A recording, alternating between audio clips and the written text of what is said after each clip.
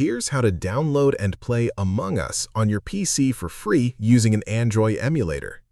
Among Us is free on mobile, which means you can play it at no cost through BlueStacks or LD Player. Both are free Android emulators. BlueStacks is the most widely used, while LD Player is lighter on lower-spec systems. Download your preferred emulator from its official website, bluestacks.com or ldplayer.net. Run the installer and follow the setup steps. Once launched, open the Google Play Store inside the emulator and sign in with your Google account. Search for Among Us. The developer is Innersloth. Click Install and wait for it to download. Once done, launch it from your home screen. You can sign in with a Google account, Apple ID, or guest account. Signing in saves your cosmetics and progress across devices, so it is worth doing.